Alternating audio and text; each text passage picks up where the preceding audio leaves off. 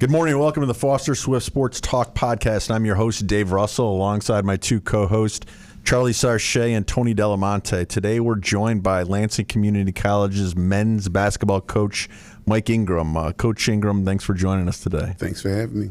So to kind of go through your bio, it's quite extensive and very impressive. You graduated and played at Lansing Community College, where you were an All-American, went on and played at Central Michigan University.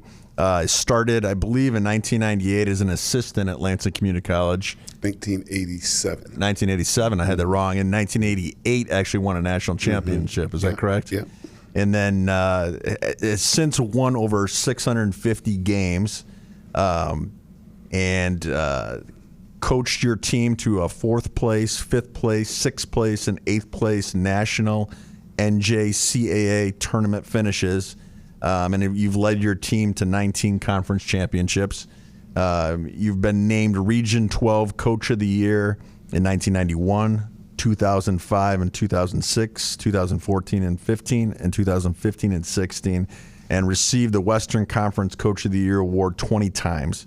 And also you are in 2 Michigan Basketball Hall of Fames. 1 Michigan, 1 NJCAA. Okay, so 2. So very impressive bio. So thanks for coming on today. I know you have practice here at noon, so we'll keep it a little bit shorter today. But we've been talking on the podcast a lot about this kind of ever-changing landscape in college sports and what that looks like. And, you know, we'd love to hear your perspective, and I think you have a unique perspective from the community college perspective on what things look like and how they've changed in, you know, your time since 1987. You know, the players have changed a little bit. I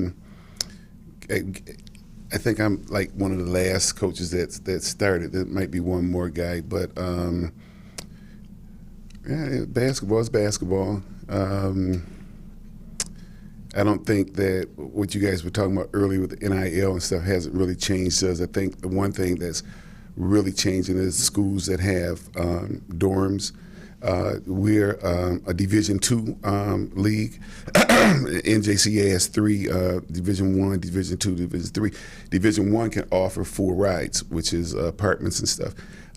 Now at our level, schools that are out in the country are starting to build dorms, and I don't want to say it's giving them an unfair advantage, but it's giving them an advantage because, I mean, a couple of years ago we were recruiting a kid, and he was coming here for a visit and went to one of the schools that have dorms, and mom looked out the window, seen the dorms, oh, shoot, he's coming here. And even though they might not be the program that we are, the dorms speak really loud to parents and kids. Yeah, I think even at this level, there's always something that a program is doing to try to one-up everyone else. I wanted to take a step back real quick on your history. Did you always know you wanted to get into college basketball? I did not. I was one of the guys that when I was playing, I was like, whew, this is going to be my last bus ride. You know what I mean? can really get to you sometimes. And I think after I left Central Michigan, I wasn't in coaching. You know, got married, had a couple kids, and I still remember it. I was back in the day. You know, Judd Heathcote's telephone number was in the book, and so they had a game on a Sunday, and I called Coach and see if I can get a couple tickets. And I called him. He was like, Mike, you know, where you been? We haven't talked to you. Sure. Come on out. I went out, watched the game, went into the locker room afterwards. He was really happy to see me. And I think the next day I called Art Frank and said, hey, I'm thinking about coaching. And he said, okay. And that's just how it happened. It was just I had been away for a minute, and you know, it got me back in. What was that learning curve like going from being a player into being a coach? Did you have a natural act for it right away, or did you have to kind of learn? Yeah, I think that with me, especially my first couple years, we had a good staff. Steve Smith was there. You know, Steve's a legendary coach at Mott, and Paul Stoll was there, so we had a great staff. But then we also had great players, and we were still playing at that time with the guys. The guys had come in and beat us before they could beat anybody else. And I think that has always been kind of a leader. I think as an assistant coach, you had to learn some things. I can remember a time one of the players just really jumped all over me and had a newspaper article and said how Coach Ingram does this. It was in the school newspaper. Man, I was bummed. I was like, man. And I was sitting in the office with Art, and he was just laughing, talking about, shoot, don't worry about that. That's not going to be the last time one of your players talk about you. So, but that was good. But I think I've always been a leader, as a basketball player. A good basketball player, but a better leader, which made me look like I was a pretty good basketball player. And then once I started coaching and became the head coach, I would say that my first 4 or 5 years, I brought in a great assistant coach, Ray Kimball. We had played together, and I had told him, I said, I get this job, I'm going to bring you in. You're going to teach me how to coach, and I'm going to teach you how to relax a little bit. So, but my leadership skills were really good. I could get guys to follow me. You got a big old ring on your finger. I have to ask, is that the national championship ring? It is not. We won that national championship in 1988. I can barely get that ring on my pinky. I try every now and then. I wear it every now and then. And I think last year I was walking through the mall, and a guy was, telling me, he said, hey, I can enlarge rings and stuff. And I said, oh man, this is gonna be great. So I took my ring over. He said, oh, I can enlarge rings, but I can't enlarge these type of rings. So that was disappointing. This is my NJCA Hall of Fame ring. Me and my wife went to Hawaii about a month ago, and for our 40th anniversary, and I had my BCAM, which is a Michigan ring on, lost it, fell off my finger. Oh, no. But I remember hearing it fall in the plane, and so I made a lost and found, and I just knew they were going to find it. I thought when we were coming back to the airport, hey, guess what? We got your ring, but they never found it. But I reordered another one. I like the rings very much. Good, good. So, what does recruiting look like for you? Mm-hmm. For the most part, I usually recruit Lansing. I like when they introduce my guys and they go, hey, from Lansing Waverly and from Lansing Sexton. I think I'm one of the few schools that has done that for the most part. I have recently in the last couple of years, because I know so many guys and parents, people that I've known, I've grown up with, have moved out of town. They take my son, they take my cousin. So I do have some kids from out of town this year. But for the most part, since I've been here, Lansing has a large amount of schools here. They have great coaches, have in high school great winning programs. All the players know me, and so for the most part, I recruit here. And that's been really successful for me. And I have to tell this story. I was telling Tony beforehand. I talk about my daughter who's committed to play lacrosse at Pitt quite often, but my wife actually ran cross country at Lansing Community College, and they won a national championship in 1995. Right. So she talks about that often, and she went on from there to go to pharmacy school at Ferris, and she actually ran there. But having that ability to stay local, play at a high level, win a national championship, very exciting, then go on and play further. I think that's a real benefit to whether it's a local kid or a kid from out of state, and it seems like that would be appealing, especially now and in this changing landscape when you have recruits right now coming out of high school and they're really competing with other kids in the transfer portal. So it's a difficult landscape. Yeah, I agree with you. Our cross country program is incredible. I think the guys just won another one. Last week. But that's how I recruit. When kids call me from out of town, and if they have a junior college there, I always tell them I don't want to discourage you, but you got one right there. Why not go there? I mean, you get to stay at home. If you get some federal grant money, you get to keep it. And when kids go out of town, I always tell them, I say, hey, your parents have to go to an away game every day. There's no home games. Every time they got to hit the road, they hit the road in the snow, and I think that can affect kids sometimes. But, Just staying home is I think is a real benefit. And you know what? If you just need to stay in an apartment, you're saving your parents some money anyway. They'll get you an apartment here. So I like that fact. So do you do any searching for recruits out of state, or do you mostly just stay in Michigan? What we offer for our scholarships are in-district tuition. Okay, so if somebody's from Detroit or something, then they got to pay out of district, and if they're out of state, it's out of state, and then, so the cost keeps going up. So, for instance, if it costs $100 for us to per credit, it's going to cost out of district $200 per credit, and then it's going to be just keep going up. So I'd rather not put kids or their parents in a bind, because we also don't offer housing. So if a kid comes in, they're paying extra, and then they're getting apartments also. So I try not to put kids in a bad way. And I was talking to Dave earlier as well. I feel like Lansing Community College has a strong athletic history.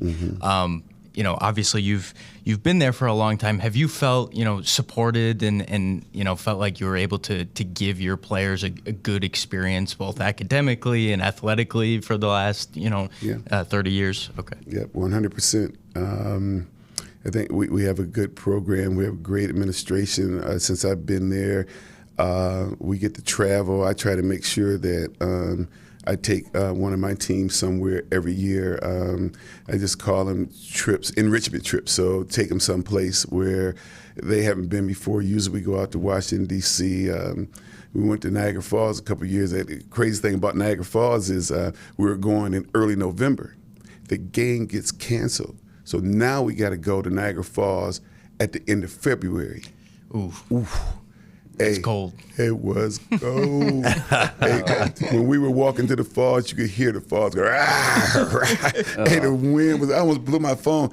But like I said, the guys enjoyed it. This year we're going to take them to St. Louis. I'm really excited about that, go down and see the arch. And and I think all our teams travel, school, they support us a lot. We get the uniforms, we get the sweats, It's been great. I've had great athletic directors. I've seen every president that we've had. I've seen them all. Yeah, I've seen them all. That's awesome. So we try to support each other as much as possible as coaches. Try to get our players to get out to games, and I usually go to. I don't make it out to cross country that much, but it's a tough sport to watch. Hey, the first time I seen one, nobody told me what happens at the end of the race. You know what I mean? Guys coming in and they're throwing up. Yeah, right. Like, hey, what's going on? Hey, they was like, that's a normal thing. I was like, oh, but if you've been down, our gym has been renovated. We have a new department, athletic department's been renovated. I mean, it's very beautiful, very, very nice. And so we're supported. Our faculty is great. I think that we've really moved into, trying to be a success college for students. And so everybody tries to help the students, achieve a success there. So everything's good. Do the guys that come to play for you, do they want to stick around, or are they kind of trying to use it as a way to get playing time and then transfer somewhere else? Oh, yeah. Guys want to move on. That's every athlete in every program, And so what you try to do is everybody thinks that coming to the junior college, coming to LCC, that the goal is to get to Division I, but the goal is to get to a school, no matter what it is. And hopefully you can get as much of it paid for as you can, which is getting a lot tougher because you're coming off of COVID, and then you had all those kids that got to stay an extra couple of years, and it made it tougher. My goal is always to try to get kids moved on. Every now and then, you get a Division I kid that is going to be there, but those kids are special. They're special in the classroom. They're special on the court, and what we got 3 conferences. There's got to be 7 or 8 teams in each conference, 15 guys on each team. And so that's a lot of players. And I would say, shoot, if you're getting 20 guys out of all those teams moving on, I mean, that's how tough it is. Yeah. Wow. So for people who don't know, what eligibility does a student athlete do they have coming into to community college? Yeah. As a freshman coming out of high, you got to graduate from high school, but as a freshman, your first term, you have to pass 12 with a 2 to move on to the second semester. And then for second season, you got to have 24 credits with a 2 point.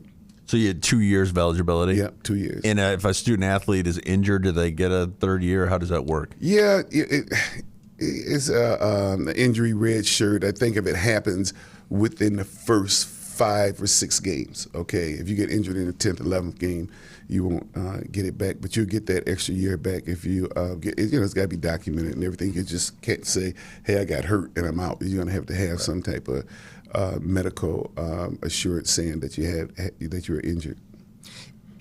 From a basketball perspective, is it a challenge with you've got new guys every year and, a whole new team every 2 years or 3 years? Right. What was that adjustment like, and, how have you managed that? I've always done it, and,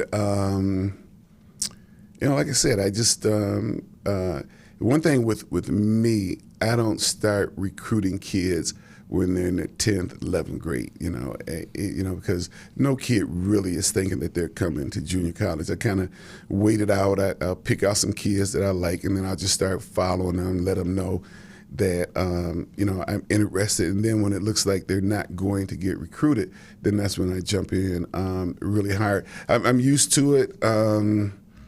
Like this year, we've got 8 sophomores back. Last year, we won 18 games with all freshmen. And so this year, like having that many sophomores is like having seniors at a 4-year school, right. And that's why that we've been playing so well. They know how to practice. They know me. They know how to lead the guys.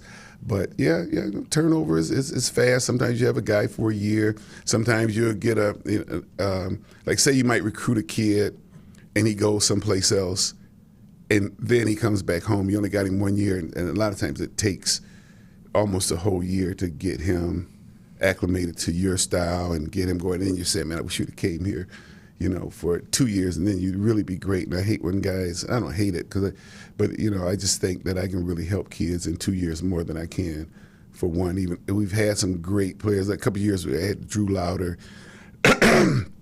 who was a first-team All-American for us, led the country in scoring, 3-pointers made, but he had been in a Division I school. And so when he came in, he was bigger, stronger, knew how to work, knew how to lead. And so sometimes you get a special kid like that. Sure. So you said like you're trying to help guys prepare to go to that next level, and you've only got them for 1, maybe 2 years. And like you said, when a guy comes from a Division I school to play for you, he's bigger, stronger, faster. How are you developing your players that don't go to a Division I school first to be able to play at that next level? My relationships with coaches in Lansing all over the country is really good, and I don't really. They know that I don't call just to be calling. You know what I mean? If I call you, then I might have somebody that you might be interested in. I spend a lot of time talking with my guys every day, to the point that I can see their eyes rolling. You know what I mean? I talk to them about being a young man now, becoming a man. I talk to them about being on time for practice. I talk to them and tell them that you can get away with some of those things here with me, because I know my job. I know it's to help you grow and mature. And you try to tell them that some of this stuff that we're working on is going to help you as you grow older, because you find out. I say, hey, you're late here 3 times with me. And I'm like, hey, maybe you might have to run 5 laps, or might have to run the stairs. But next thing you know, you've got a family, and you got a couple kids, and now you're late 3 times, and you lose your job. And then I said, then it becomes real serious. So I spend a lot of time talking to the guys about that. It's really nice when guys hit me up, or I've run into somebody, and all of a sudden they're like, man, I remember all these things you used to tell me, and that's why I'm making it. I remember one time I was in a store, and I ran into a player that, one of my first players, was like, oh my gosh, this guy's all over me. I mean, and he was with his family, and he was so happy to see me. He said, hey, Coach, I tell my family all the time, how much you meant to me, how much, and I was just like sitting there like, geez, it was great to hear, because I was really worried about that. I was really tough on him, and I can be tough, but I think that I'm fair. You know what I mean? And if I'm too tough, I'll come back around and say, hey, this is why. You know, I did that, and so, but yeah, I spend a lot of time, hey, getting on my guys' nerves. I know I am. You know, tell them a lot of stories about this, that, but don't try to tell them stories like this team was great because of this. I don't do that, but I got a lot of stories. I got too many stories. So do you have tryouts, or are all your players on the roster typically kids that you've recruited? You're supposed to have tryouts, but by the time I get to tryouts, I usually have my team picked. I throw open gyms all summer. I'm one of the guys that, if I can, I like to get my starters during open gym during the summer. I kind of know where I'm going to be at. I got 19 players this year, the most players I've ever had. Big roster. And the last couple of years, guys have gotten injured. We lost a couple of kids. Next thing you know, I got 7 or 8 players, and so you can't even really hold a practice. And I started talking to coaches, because I get 12 scholarships, and so that's what I would do. I recruit 12 players, but I would see teams with 16, 17 players, and they would say, well, those guys just want to play. They're coming. So I tried that this year, and I think I had 13, 14 players, and then right before school started, 4 guys walked in that you just had to have, and so now we got a big team. But I'm fortunate this year. I got the veterans. My kids love each other. They play hard. I haven't had that in a long time. I've had it, but not like I've got it right now. Now the season's going on, and playing time is becoming, guys are looking, oh, shoot, I love these guys, but I like to play a little bit more. So we just see how that goes as the season goes on. How do you manage that? I mean, that's the issue with all coaches, but, you've got guys who have aspirations of going to the next level. Everyone wants to play. What's your philosophy there? I read a great joke the other day, and guy was an AAU coach he'd ready to start the game. He sends 10 players out there, and the ref says, hey, you're going to have 5 guys out here. He said, but he kept the 10 players out there. The ref calls a technical, and then he turns to the crowd and says, see, I told you I can't play all 10 guys. So, it's, like I think with our guys, with this big team that we have, it's going to come and play here. It's going to really help us in the next couple of weeks because, like I said, we're playing next Tuesday on the road. Then we're going to St. Louis. So we're leaving on a Thursday. We're playing on a Friday, playing on a Saturday. We're coming back Sunday, but we're playing Tuesday. And so that's when the guys that have been sitting there are going to really help us out. And then the following week, we're playing on a Tuesday, a Friday, and a Saturday. So it's going to work its way out, And guys know. I mean, everybody's not moving on. Everybody's not to play basketball. Everybody's not moving on to play basketball. And so, like I said, the goal is to make sure that all the players have an opportunity, but also the guys that you have, that they finish their academics, and you try to tell them, that when you start applying for jobs and stuff, it's going to be great to put on there that you played at LCC, you won a couple championships, because people, employers want winners, they want team players, and so that's a lot of stuff that I talk about.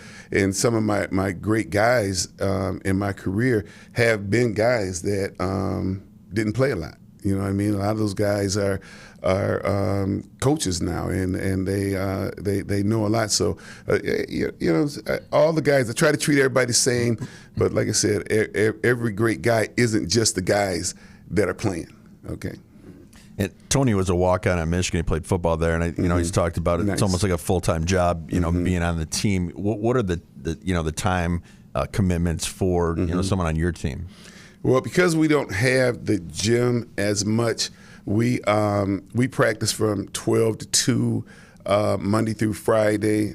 We do try to come in on Sundays. You got to give the guys a day off once during the week, especially when you're playing this group of guys. And the group I had last year, they like being in the gym a lot more. So I also have open gyms for students and faculty at 10 in the mornings a couple times a week, so they can come in there. And that time We've got a couple shooting machines. Guys know how to get them out. So, but their time commitment for us is between 12 and 2. And so we try to tell them, don't set up a class between that time. Don't take classes on Wednesdays because our games, after 12 o'clock because we travel. It's not the same time commitment as being at a 4-year school, because when you're at a 4-year school, the guys are on campus, okay? And so, so like I know my son coaches at Toledo, and I know that he has shoot-arounds with his guys at 8 in the morning and then 10 in the morning. Then they practice later, but they can do that because guys Everyone's local. They're there. They're right there. Okay. Right. Are you doing lifting and film, all that as well? Yep. That's one of the great things this year that we've been doing. We lift twice a week during practice. Like we'll lift a day. Guys will come in and we'll do individual stuff with half the team. Then the other half will go down. We got great facilities, great weight room, great fitness center. Great staff there that lets us come in during the day. We can come in during the weekends. Like preseason, we were coming in on Sunday evening. So we got all the stuff that we need to do. You guys have a couple captains that you have each year? Yeah, it's usually our sophomores. Usually our sophomores go up, and they just kind of gravitate towards, look up the game starting. Oh, shoot, I forgot to get captains. But then the guys are up there. Yeah. Okay. I'm just wondering if you had a specific process for how you picked your captains, if there was like characteristics you look for. Nope. I just usually it's the sophomores, and sometimes it's been sophomores. Like if you got all freshmen and your sophomores are guys that haven't played a lot, then those guys usually go up there, and so it just leaders they kind of find their way to that position. In terms of game travel, you guys take a bus to each of the, okay. What's the furthest you got to go? St. Louis this year. Hey, those trips are great though. Bonding, I feel like. Yep. DC was a long trip. Is a long trip. Niagara Falls was a long trip on the bus. But been going to places so long that like the places that I go to, I've usually been there, and so I'll have some stops on the way. I know how to get there, and but we drive a bus. Like what do you call those buses? Do you drive the bus? Dean. I used to. That's what I was getting to. That's what I was getting to. Like a Dean Trailways bus? Yeah. Okay. Shoot, 15 years ago, I did used to drive it, and I'd drive about 15, 20 miles, and I had to pull over because the seat would be bouncing, be rocking you to sleep and stuff. I had to pull over. I've driven it in snowstorms, and I don't know how they are now, but back in the day, you had to plug them in, and they would be in the back of the school, and there'd be snow drifts up to here, and so yeah, I have driven them. I don't anymore. I'm glad I don't. Occasionally, we'll have to take vans if the women's team is playing somewhere. If it's not a doubleheader, because we do ride. With them, I prefer not to drive. Like we have a couple games in late December, and so I wanted to go in a bus instead because I don't want to, all of a sudden a snowstorm is snowing, then you're in those vans and stuff. But yeah, no, we used to have our own. It used to be really sweet. We used to have a couple. I think we still have them, but I think they just use them to transport students back and forth. Not sure. I know they used to do that, but we used to have our own with the Lansing Community College on and stuff. You ever got stuck somewhere? Nope. Never. All right, well, knock on wood. You're talking about like with me driving or just in general? In general. Nope. I can't remember because I'm one of them guys that like say if we're playing in Benton Harbor or Ancilla or even Kalamazoo and it's snowing, there's a good chance I'm not going. Because 94 is really rough when the weather's bad. So I don't really get out there. I'll check with the public safety and say, what are the roads going to be? If it's snowing and it looks, the odds is I'm not going. I don't want to get stuck out there. So sure. So, Coach, you played at both LCC and Central Michigan. What did you like more about playing at LCC versus Michigan or Central Michigan, and what did you like more about Central compared to LCC? LCC was great for me. I kind of came off the streets a little bit and met Art, and he gave me an opportunity. Everybody knows the story. I actually moved to Lansing because I wanted to work at the Board of Water and Light, and I just felt like if I could play a year or so and get a name for myself, I could use that and get the job and play really well, and actually got a job with them during the summer. But I played so well that I actually got a full ride offer from Central, so I had to take that. LCC was great for me. It was great. It's always been great for me. That's why I'm still there. Now Central was great because you're on a full ride. The travel's a little bit better. You get an apartment. Everything's paid for. Dick Parford was my coach. I think my first year there I played a lot. Second year I didn't really play a lot, but and I tell guys I've had perspectives from all angles, so it's really easy for me to talk to a player that's not playing a lot. You know what I mean? Just keep grinding, keep going after it, try and make an impression on somebody at the school. And I thought that I did that at Central. I didn't graduate on time, but I came back to the school and I said, hey, can you guys help me out? And I think they helped me out and gave me another scholarship for another year to finish. And I think a lot of that was, just, not being a problem, sitting on the bench, still cheering guys on, still, making an impression on instructors and stuff. And so I used that with a lot of the players. You use it with the best players, but you also use it with the other players too, and just let them know it's not all about playing. I know you want to play, but make sure that I call it the you never know. I call it you never know who who on your teammate is going to be somebody that might be able to help you out, with a job. You made an impression on them. So you could be a jerk, and that guy's never going to forget it. And you can go to college, you can become one of the greatest guys in the world. You walk in that guy's office, and you're a jerk, he's going to look at you and go just like this.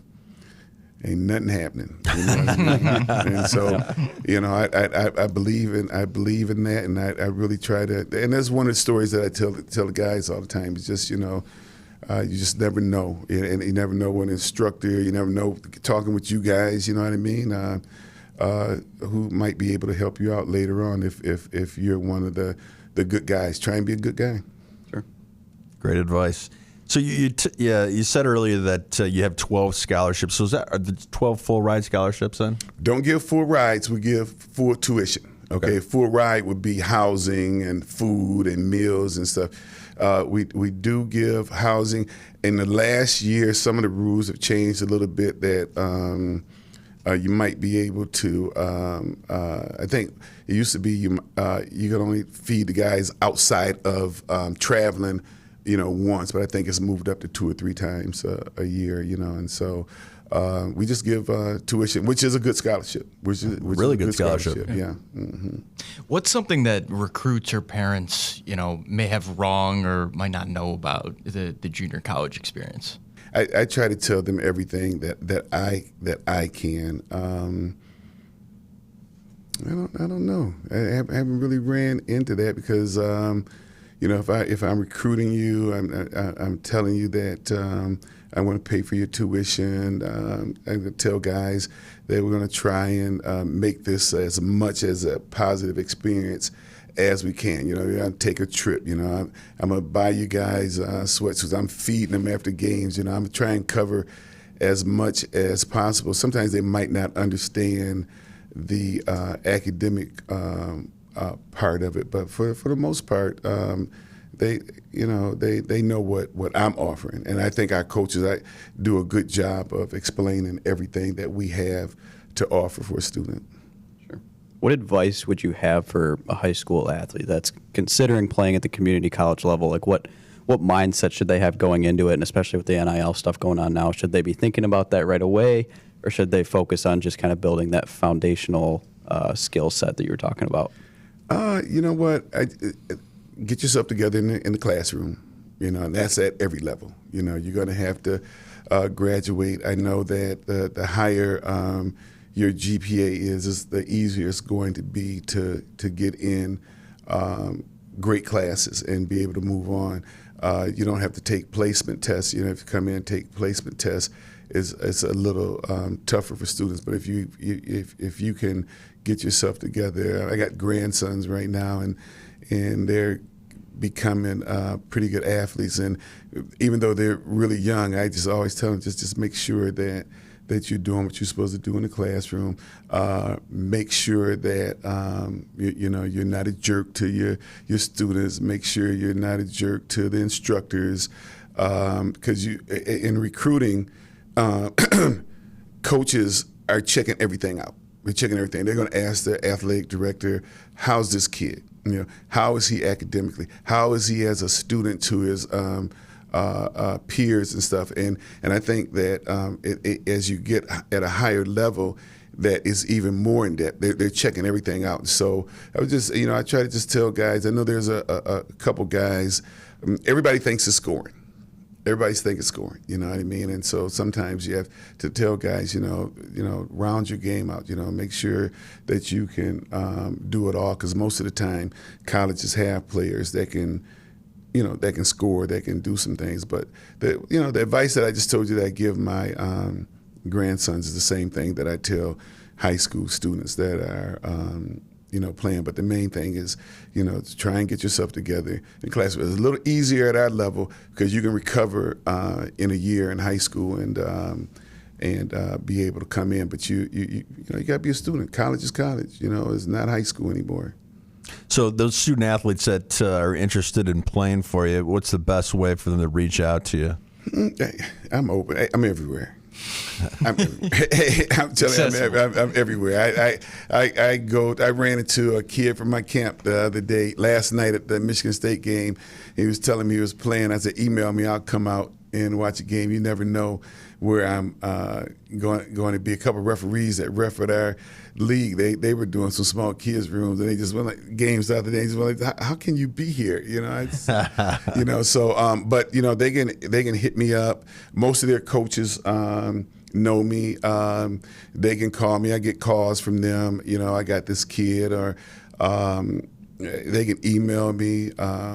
They can call. They can call the school. I'm really easy to get there. And like I said, I'm everywhere. I go to a lot of games. I know all the players. I know everybody, and I know all the coaches. I know all the AEU guys. And if I run into somebody, I can run into somebody in the store and say, "Hey, you should come and see my son," or something like that. Or my son's in the 8th grade, but we're hoping he comes and plays for a year, or something like that. And so I'm very accessible. I'm easy. I'm easy to find. How's the fan support? You know what? It's good when we're doing well. It's starting to get better. The one thing that Lansing does with us, because we've got so many schools here, and I think we're going to have a great year this year. When we start winning, and we're 4-0 right now, and we've got some ranked teams coming up, coming in. I think it's going to get better. Having local kids help. You know what I mean? And but for the most part, we've had our own fans for years. I think we're going to have great crowds this year. Is there an identity for this team? Man, we play hard. We play hard and we compete. We're averaging 117 points a game. I expect us to do that every night. Wow. We had the leading scorer in the country last year. He's back. The guys come in, man. We get after it. They have no down times at practice, and it's carrying over into the games. And I really look forward to getting there. And even when I don't want to, like before games, I want to just go over some stuff and, go up and down just a little bit. But then I got to stop practice. Hey, we got game tomorrow. Come on, guys. That's but they get after it and they challenge each other. They challenge each other for everything. I was sitting on the sidelines. Hey, well, my city's better than your city. I was going like this. Oh my gosh, So I like that part of them. Yeah, yeah. I mean, you guys beat Aquinas the other day, 123 to 59. Yeah. We've got great relationships with the NJCA. Really doesn't really want you to play the JV teams anymore from there, but I got great relationships. When Olivet is right around the corner, Aquinas is there, and those guys they recruit my players. They recruit my players, and I also want them to come and see my players just in case one of them has to go there. And so we had our first really big test the other night. Played our first NJCA school, Jackson, and put 124 on them, and they were a good team. So when we go out to St. Louis, we'll play a couple ranked teams, then we're going to come back.